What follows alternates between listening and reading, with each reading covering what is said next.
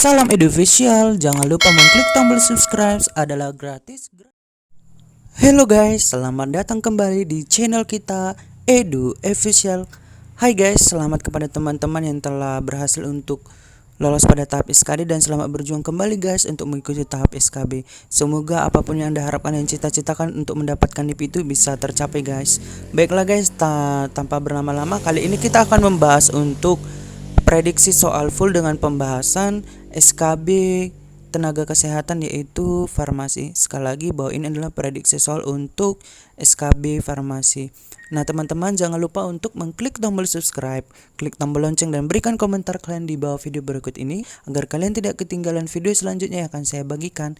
Dan kalian yang sudah kelewatan video sebelumnya, silakan klik tombol yang di atas untuk melihat video kita yang sebelumnya. Baiklah guys, kita akan membahas soal-soal prediksi untuk SKB kesehatan dari farmasi. Soal nomor 1. Obat yang nama resminya ditetapkan dalam Farmakope Indonesia untuk zat berkhasiat yang dikandungnya ialah A. Obat jadi, B. Obat tradisional, C. Obat paten, D. Obat generik, E. Obat esensial. Jawaban yang tepat adalah D. Obat generik. Sekali lagi, jawaban yang tepat adalah D. Obat generik.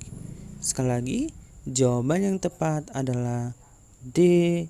Obat generik. Penjelasannya adalah sebagai berikut. Obat generik itu obat yang nama resminya ditetapkan dalam Farmakope Indonesia untuk zat berkhasiat yang terkandung di dalamnya. Sementara obat jadi itu obat dalam keadaan murni atau campuran dalam bentuk salep, cairan, suppositoria, kapsul, pil, tablet, serbuk atau bentuk lainnya yang secara teknis sesuai dengan Farmakope Indonesia. Sementara obat tradisional itu adalah obat yang didapat dari bahan alam, diolah secara sederhana berdasarkan pengalaman masyarakat dan digunakan dalam pengobatan tradisional. Kemudian, obat paten itu apa? Obat paten adalah obat jadi dengan nama dagang yang terdaftar atas nama pembuat yang telah diberi kuasa, dan obat itu dijual dalam kemasan asli dari perusahaan yang memproduksinya. Dan terakhir adalah obat esensial. Obat esensial itu apa? Obat esensial adalah obat yang paling banyak dibutuhkan untuk layanan kesehatan masyarakat dan tercantum dalam daftar obat esensial nasional atau DOEN yang ditetapkan oleh Menteri Kesehatan Republik Indonesia. Soal berikutnya, soal nomor 2. Di bawah ini yang merupakan obat psikotropika golongan 4 adalah A. Diazepam, B. Phenobarbital, C. Secobarbital, D.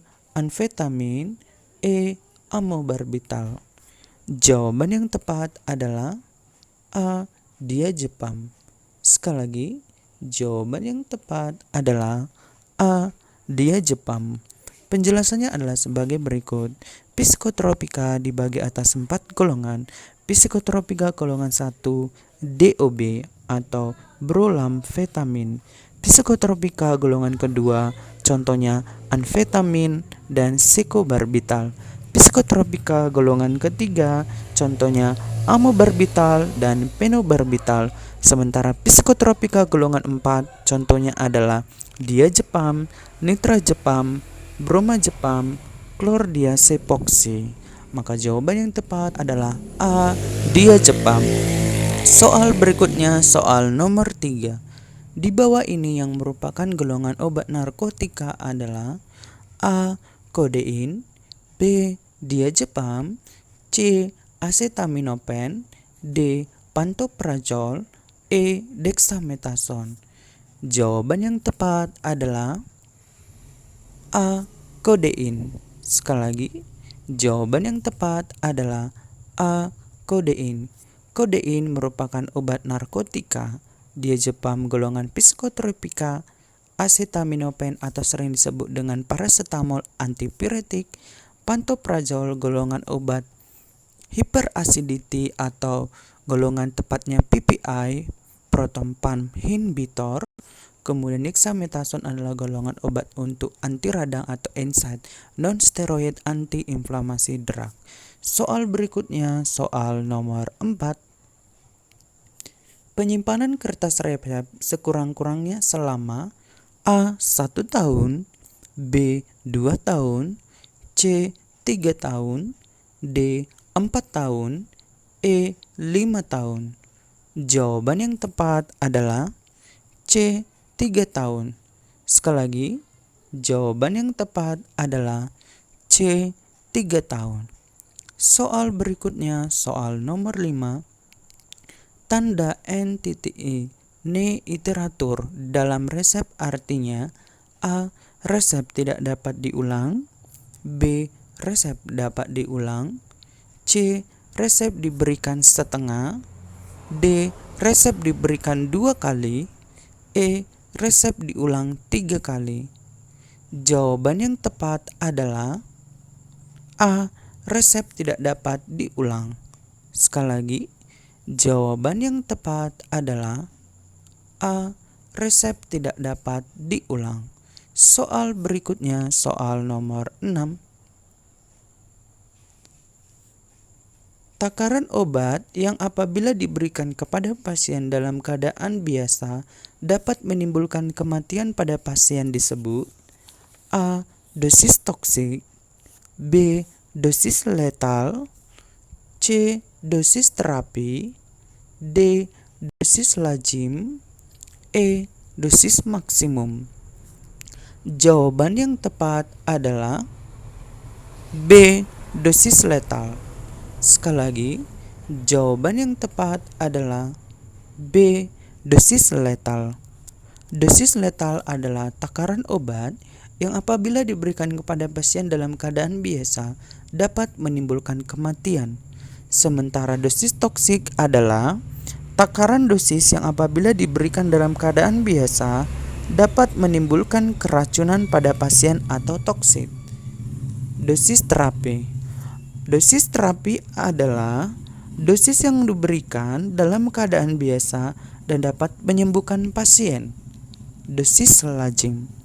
Dosis lazim adalah dosis yang diberikan petunjuk untuk pengobatan yang biasa digunakan.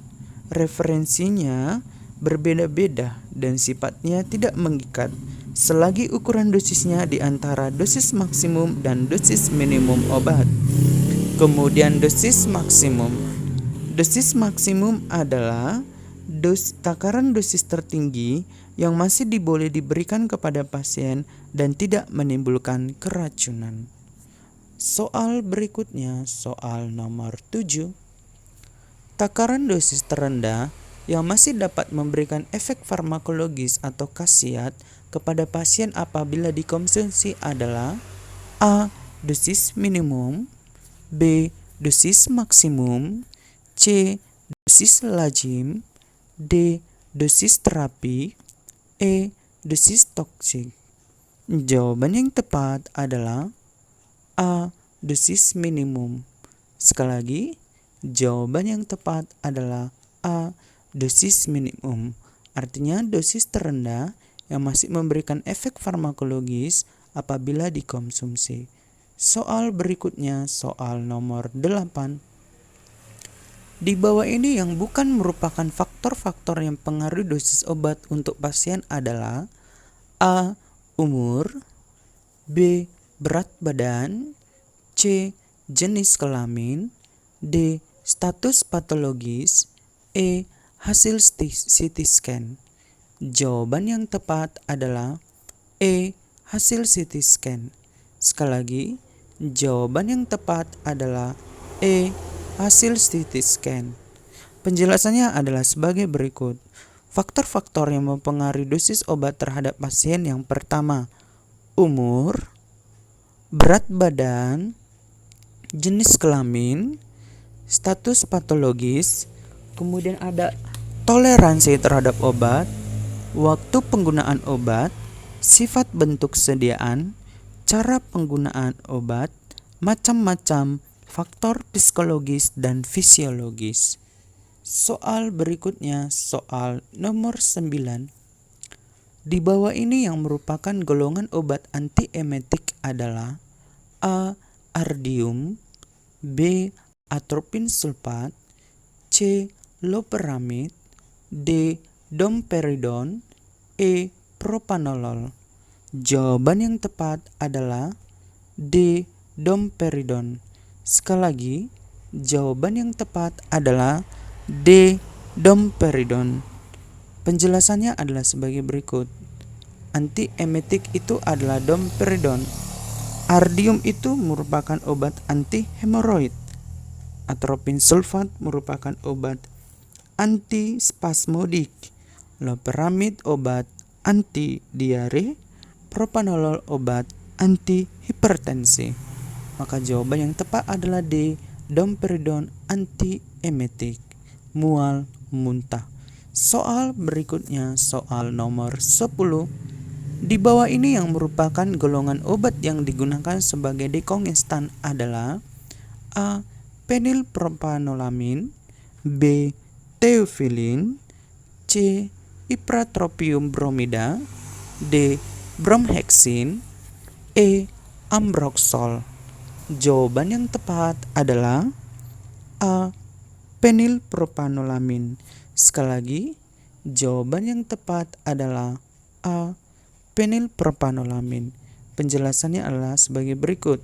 Penilpropanolamin merupakan obat dekongestan, Theophylline sebagai anti asma, Ipratropium bromida sebagai anti muskarinik, Bromhexin dan Ambroxol sebagai mukolitik. Maka jawaban yang tepat adalah A. Demikianlah prediksi soal untuk SKB Kesehatan Farmasi. Semoga bermanfaat dan bisa dibagikan kepada teman-teman. Terima kasih.